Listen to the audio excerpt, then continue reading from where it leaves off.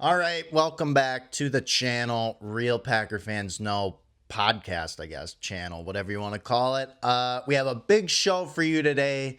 Lots of news to talk about. Not a lot of Packers news, for being honest, but we got some Brewers. Okay, they own the CUBS. We're going to talk about that a little bit. Talk about the Luke Combs concert that took place at Lambeau Field this past weekend because we review it from Saturday to Friday now because I record the show on Friday and sometimes on Thursday. So we'll talk about that. Talk about the PGA Championship that concluded on Sunday. Excuse me. And also Aaron Rodgers coming back for year 22. We'll talk about that as well. But before we get started, to support the show, make sure you like the video, subscribe, leave a comment. Let me know what you think. Not asking for money. Google account is free. So subscription means the world. Like the video means even more. Leave a comment. Would appreciate that a lot. Also check me out on Spotify. Real Packer fans know. I'll put all my socials in the description per usual. But yeah, that'll be down there. So I guess to get into the show, we'll start in chronological order. This past weekend, Luke Combs at Lambeau Field. He had a two-night show there. Night one brought out the Packers offensive line, which is pretty sick. I know there's a running joke out there about, oh, you want your offensive lineman to be country boy. You want him to be MAGA, whatever. I mean, I get that. If you get offended by that, whatever. But I thought it was cool. They were out there. Jordan Morgan was out there. He was wearing some big overalls. He looked like a beast. All right. He looked like starting left tackle material. Okay. But he was out there. He looked good. The whole offensive line looked good. And they all shotgun a beer with Luke Combs. It was pretty sweet. The crowd goes nuts as usual. That's one of Luke Combs' signature things. The night looked awesome. The festivities looked great. Good to see the Packers players getting involved. And then on night two, okay, so this was on Sunday, Matt LaFleur was brought out with a couple other players, with Edgerrin Cooper, Evan Williams, Tucker Kraft, who looked strong. All right, he looked good. All right, and he killed a beer on the stage as well. Lucas Van Ness, Josh Jacobs, and I think I said Edgerrin Cooper. I can't remember, but Tucker Kraft is going to be so back, okay? He looked good. He looked strong. There was a video of him on TikTok. I think it was Evan Williams' fiance, girlfriend, whatever. It was pretty funny. You can go check it out there, but yeah, I mean, Tucker Kraft looked good, but Matt LaFleur shotgun a beer, and there's a lot of speculation on whether that beer was half full or if he threw half of it away. You know, he did a little shotgun. I think he left a little in there. That's up for speculation. That's what I think, but I will say it was clean. He didn't spill anywhere. He looked cool. He's enjoying himself.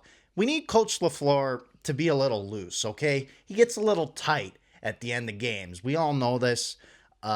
His decision-making sometimes isn't the best in key moments in the game. Seeing him out there with Luke Combs, shotgunning a beer, that's what we needed to see from Coach. A lot of people say he's not focused on football. I'll take the other approach and say, let's get this guy loosened up a little bit, all right? Let him be himself, call good plays, be relaxed, just like Aaron Rodgers said back in 2016. RELAX. Or that was 2015. I can't remember. But yeah, so Luke Combs at Lambeau, the festivities look great. Didn't get to go, but I mean, you see everybody posting everything about it. Even the beat writers were talking about the show because all these Packers players came out. But looked like a good time. And yeah, I mean, that's about it for that. But Matt LaFleur, what do you guys think? Let me know in the comments. Did Matt LaFleur chug or shotgun the whole beer? Was it half full? Did he throw it away? What do you guys think? Just let me know. Okay, and then the next thing that happened in chronological order, PGA Championship. Now, you could skip through this if you're not a golf guy. I'm a golf guy through and through. Watching it's kind of tough. I only really get into the majors and the Ryder Cup and, you know, some of the bigger tour events like the Players, which should be a major, and this championship has no identity, which is a big thing they talk about. There's no, like, pizzazz with it. It doesn't really stick out. The trophy's sick, though. It's probably the best major trophy other than the green jacket, which I think stands alone.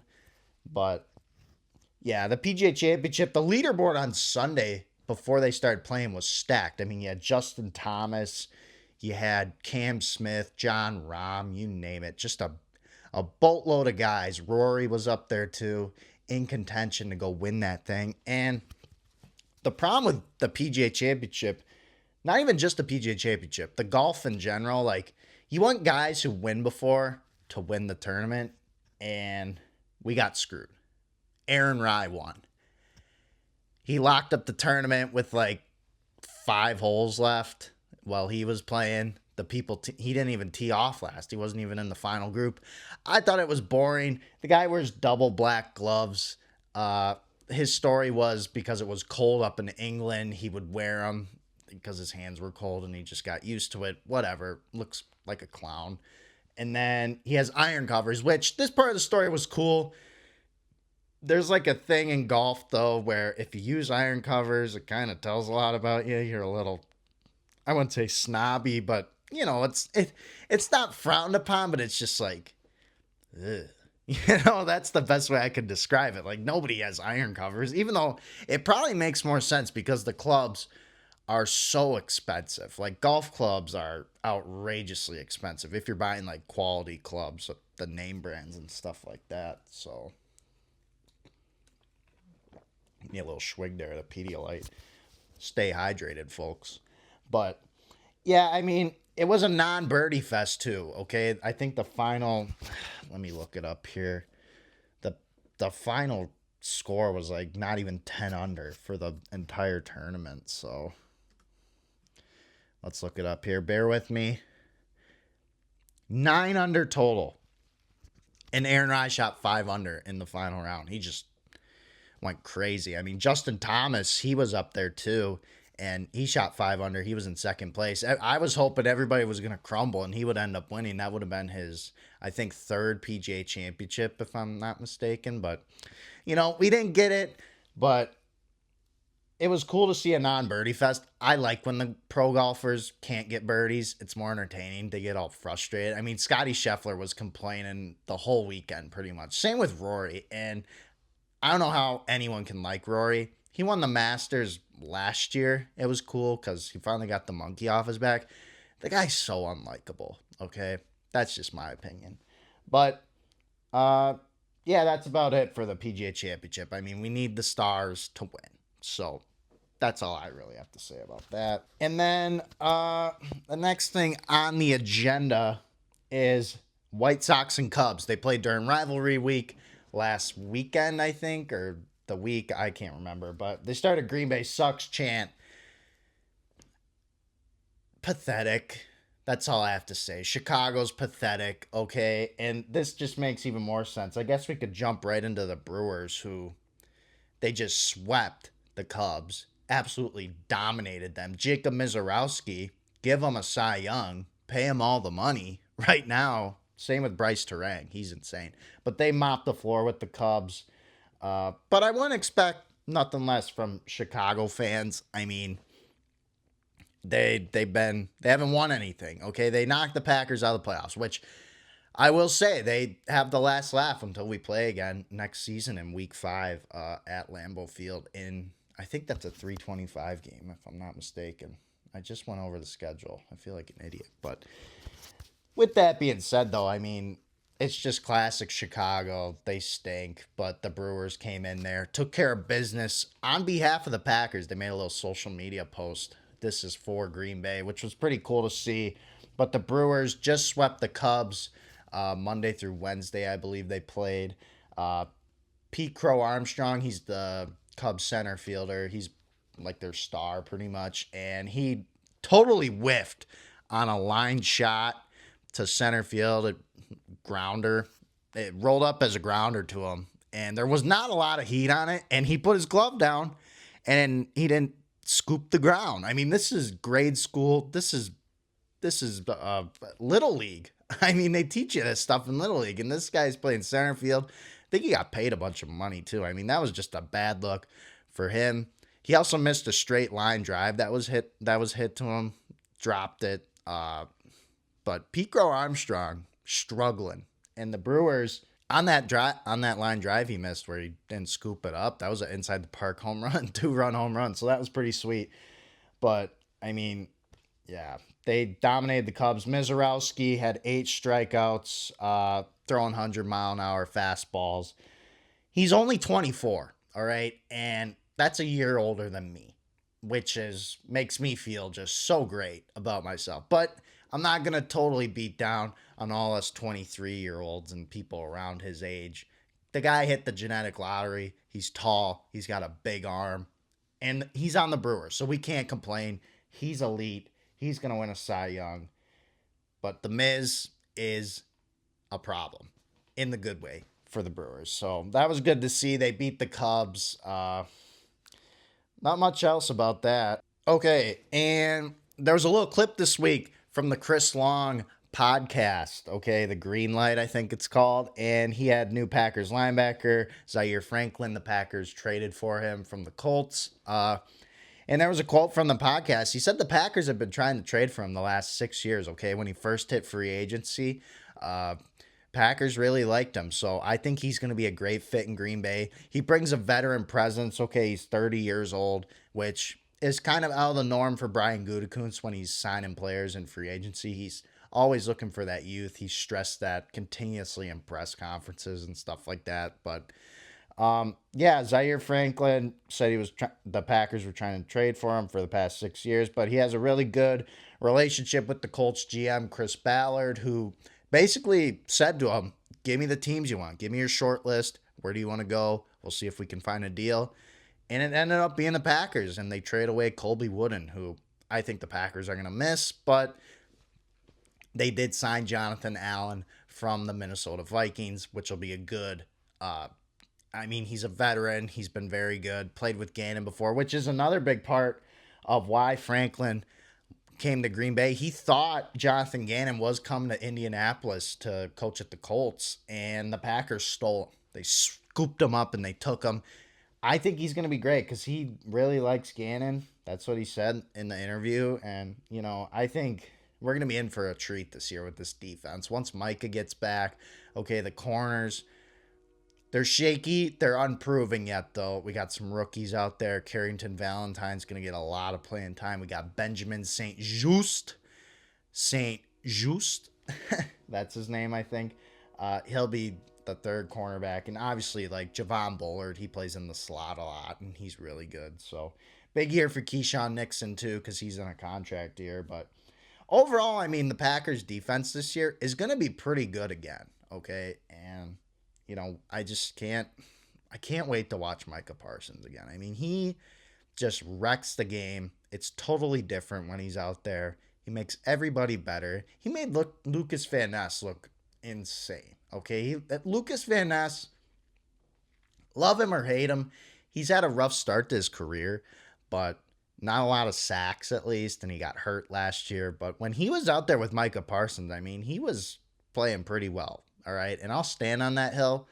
Packers picked up his 5th-year option, so hopefully that, works out for them. They're going to have to pay him after this next year, I would assume, or they're going to trade him. But hopefully he has a big year because I think he's going to be the other guy opposite because there's no Rashawn Gary and there's no Kingsley Enagbari. So LVN, time to step up.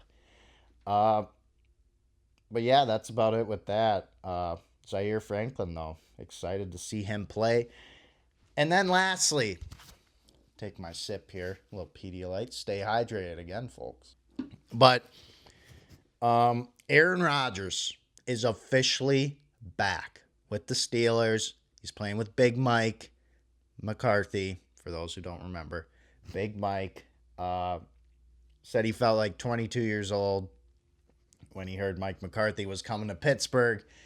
And he also announced this is officially his last season. And, here's the thing with Aaron Rodgers. I know a lot of people have thoughts about him, okay, with the ayahuasca, the vaccinated or immunized thing when that was happening. But the impact Aaron Rodgers had on the Green Bay Packers is immeasurable. He was such a good player.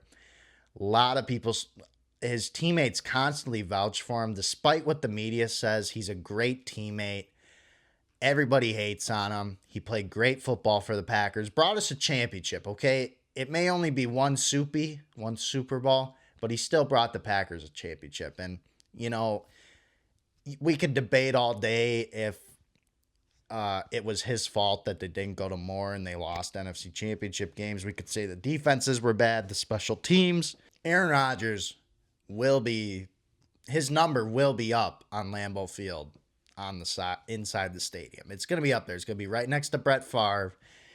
And yeah, I mean, that's enough is said. I mean, he's arguably the best Packer of all time. Okay. It's up for debate. A lot of people like Brett Favre. You could say Bart Starr. He's got 2 Super Bowls. You could say Vince Lombardi. I mean, the Super Bowl trophy's named after him, but you can't tell the story of football without Aaron Rodgers. A lot of people love him, hate him. But I tell you what, right now, nobody's out there recreating Aaron Rodgers and, you know, doing, what's that guy, Rodgers Realm, doing impersonations and stuff, the snap count. Nobody's doing that of Tom Brady, okay? And Tom Brady's got all the Super Bowls. Aaron Rodgers, you ask a lot of these young quarterbacks, they all say they watched Aaron Rodgers. Even Pat Mahomes, who's still playing, said his guy was Aaron Rodgers. So his impact on the Packers is immeasurable. I hope the Steelers do well. I don't think their team is built to really do anything, but still, it'll be cool to see him. Packers played him last year, and they beat him in Pittsburgh, and they played great that game. Jordan Love was unbelievable. But Aaron Rodgers officially in his last season. Kind of a bummer. It makes me feel like my childhood's over. Same thing with like LeBron. He's going to retire soon, probably. Maybe this year, next year. Who knows? He probably won't be a Laker, but that's besides the point. It's just, you know, childhood is ending. Okay, wake up. Get out of the dream. Okay, it's over. It's real life now. You got to pay your bills. So, but that's about it for Aaron Rodgers. Hopefully he does well. He played with like a broken wrist at the end of the season last year. So hopefully he does well. I hope he does well at least because he's in the AFC and the Packers wouldn't see him until the Super Bowl. So, but shout out AROD, whatever you think of him. Packer Hall of Famer. Going to be a Pro Football Hall of Famer. Just an absolute legend. So much aura, as the kids say. But, well, I'm a kid too, so I don't know why I said that. But other than that, I mean, that's about it for Real Packer Fans Know episode 3. Again, please like, please subscribe, leave a comment. Let me know what you think about the show. Gonna keep working on these edits, okay? I'm getting a little better. I'm cutting it up, you know. I'll make it flow a little bit better. Let me know what you think about this video. Gonna try to post some more clips from the show on my socials, which I'll link in the description. But other than that, I guess I'll see you guys next week. Thanks for tuning in. Go Pack, go!